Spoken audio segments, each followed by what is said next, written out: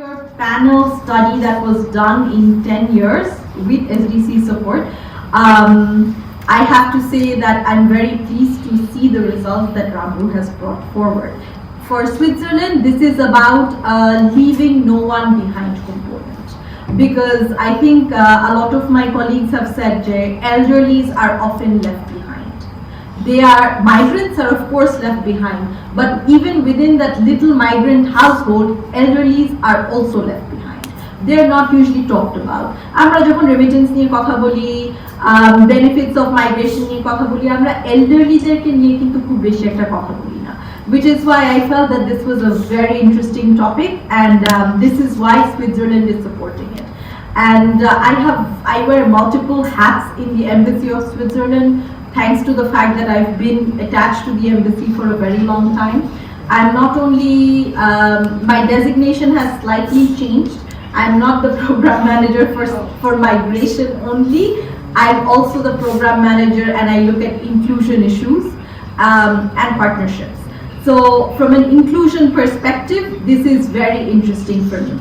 Having said that, I will just like to add my analysis on some of the findings that RMMRU has presented and what many of the discussants have already mentioned today, but from my perspective and what I take away. One of the things that I noticed was that elderlies get involved in a lot of community work, in a lot of social activities like mediation, weddings, or mediating weddings, or ঘটকের কাজটা কি করা, বা election campaign করে দেওয়া, বা ফিল্যান্থ্রোপিক কাজ করে দেওয়া, মসজিদটা রিপেয়ার করা, বা মসজিদে একটা ফ্যান লাগানো, to get everyone together. I feel that this is a very important network here that we need to be able to use. They work by themselves in their communities, and they can act as agents of change. And I feel we need to capitalize on that. That is really important for me. I also note all that has been said about the research on, what is being done with remittances. Can we convince the siblings or other family members to invest the money? Mr. Kati Kalam ekhane achen, and with him, together we see the steering of a project called the Strengthened Information Migration Systems. And a project we do a very interesting component on how this can be done. Not specifically with siblings or with parents, but it can also be the spouse of the migrant worker or even their children. And I think this is something that we need to see a little bit more. Switzerland is actually going to, in the coming days, fund a larger project which looks at this component. A, to do research on it, B, to see how we can upscale it, and to look at it not only from a civil society perspective, but to bring in the private sector and business development enterprises to actually support the migrant workers from a private sector perspective. So this is something we are going to do in the coming days. The last thing I would like to say, and I should just say that I've come out very recently of a training with NADEL.